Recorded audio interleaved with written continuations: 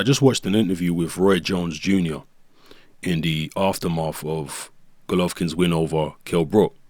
And Roy Jones was full of praise for both fighters. He said that Kell Brook was incredibly brave. And he said that Golovkin is an absolute beast, a monster. But he also said that Golovkin needs to strive for greatness by challenging himself. And that means moving up in weight and seeking out tougher competition. That's the way you achieve greatness. And again, I'll leave a link to this Roy Jones interview in the description below. I urge you to go watch it.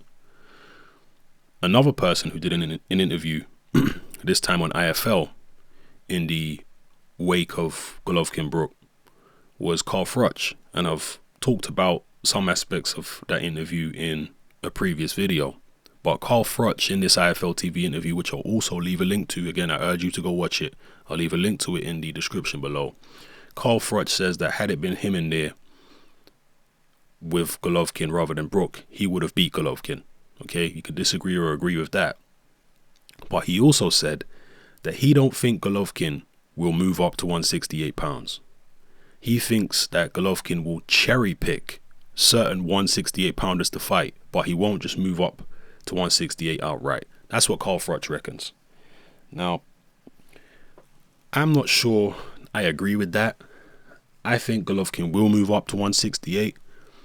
But as far as him cherry picking certain fights at 168, there might be some truth to that aspect of it. Golovkin has always said, and his team have always said, that their goal before they move up is to unify the middleweight titles. They've always said that that's their goal. And once they do that, they will move up. And I actually believe that they will. I'm not in agreement with Carl Froch that he'll stay at middleweight endlessly. But even if he did, generally speaking, I've got no problem with a guy staying at one weight division for his whole career. I mean, Marvin Hagler did it. He always gets loads of praise. So I've never had a problem with a guy wanting to stay at one weight class. The issue with Golovkin, though, is the fact that his team, several years ago, put out a challenge. They said that they'd be willing to fight anyone from 154 to 168. So they've put a challenge out now to all fighters from 154 to 168. And Andre Ward came out and answered that challenge. So did Erislandy Lara. Golovkin showed no interest in fighting, certainly Lara. And when it came to Andre Ward, his team said, well, we'll fight him at a catch weight of 164 pounds, I think it was. Again, I've got no issue with catch weights. I've always said this. As long as there's no titles on the line, I've got no issues with catch weights. It's a take it or leave it situation. Yeah? Nobody's forcing you to fight at that catch weight. If you want it, take it. If you don't want it, cool. Do your own thing in your own division.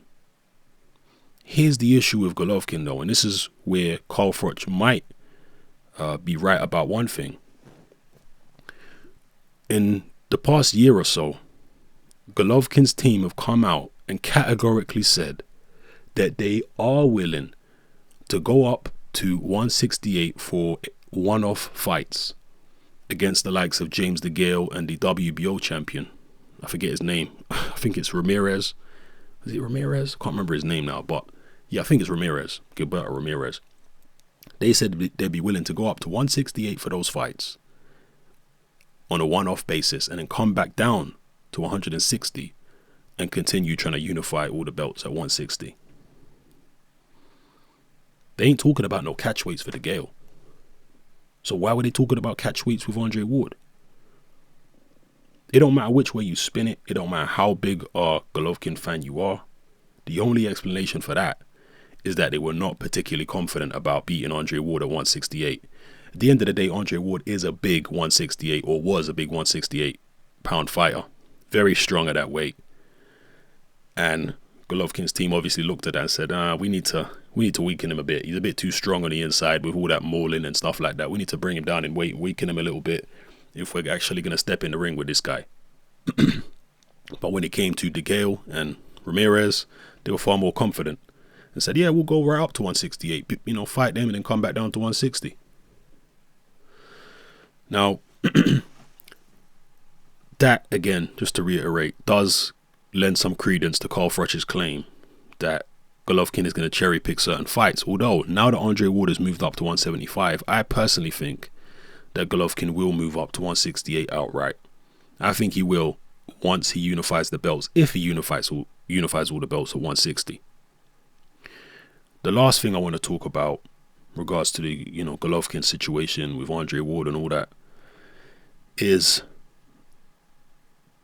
the fact, and I use the word fact in inverted commas because I don't know this for sure, but I have heard Virgil Hunter talk about this and several other boxing people. Let's just call it an allegation that HBO put a lot of pressure on Andre Ward to move up and fight Sergey Kovalev. This is what the word is. But they didn't put pressure on Golovkin to move up and fight Ward, apparently. Why is that? One of the possible explanations for why they didn't put pressure on Golovkin to move up and fight Ward is because Golovkin is, I don't want to say he's a star. He's not a star yet, but he's certainly, maybe a star in the making on HBO. He's certainly one of their biggest name fighters at this particular point. And HBO is a dwindling force in the world of boxing. Okay, they're not as powerful as Al Heyman is at the moment with his PBC brand. They're not as powerful as Showtime are at the moment. And given that situation, they're going to try and really back their cash cows, and the other fighters they have who are not cash cows, they're going to try and force them into situations where they maybe take very, very risky fights. Yeah. When you're a cash cow, I think it does give you some type of protection. Andre Ward certainly is not a cash cow. And so maybe that's the reason why they were putting a lot of pressure on him to go up and fight Kovalev in a very dangerous fight, because they want to make a lot more money out of him than they're making at the moment. Whereas with Golovkin, him moving up to fight Ward, yeah, there's money in that fight. But there's also money in Golovkin fighting Canelo Alvarez or Miguel Cotto or several other fighters at 160 or even 154. So there are other ways that they could push Golovkin in order for him to be a profitable entity. Whereas with Andre Ward, if Golovkin ain't willing to fight him, then the only way is up. There's no real money-making fights in HBO's eyes at 168. So they had to push him up and, make him fight Sergey Kovalev, who is hot property at the moment at 175. So, it does seem to be a double standard there where Golovkin is not being expected to take the same type of risks as Andre Ward in the eyes of HBO. That is unfortunate, and it is pretty cynical behavior by HBO if it's true. Let me know what you think about that anyway, people. And as I always say, no fighter is below praise and no fighter is above criticism. I've always been a guy who likes big punching fighters. I really enjoy watching Gennady Golovkin. I like his killer instinct. I like the fact that he's out to hurt people. This is a hurt business, and that's what I'm entertained by. I mean, I don't want to see nobody get seriously hurt or brain damage or career-threatening injuries or nothing like that.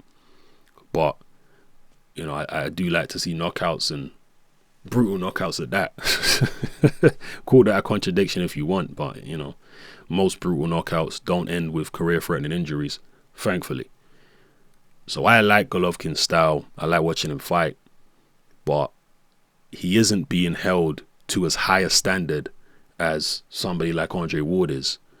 And you really have to question that, given the fact that he put out this challenge and said he'd fight anybody from 154 to 168, and he hasn't lived up to that challenge. That's just the fact of the matter. It don't mean that he's a fraud. It don't mean that he's a terrible fighter. It don't mean none of this. He's a very, very good fighter and an absolute beast at 160. But he's not beyond or above criticism, people. Yeah, let's not place fighters on pedestals to the point where they can't be criticized at all. Let's be fair. So, as good as he is, as exciting as he is, he hasn't always made the most, honest statements or, honest decisions. Let's just say that. So drop your comments in the comment section below, people. Let me know how you feel, all right? And again, I recommend you watch those 2 videos, the Roy Jones Jr. interview and also the Carl Froch interview. Yeah? It's your boy Hatman, I'm out.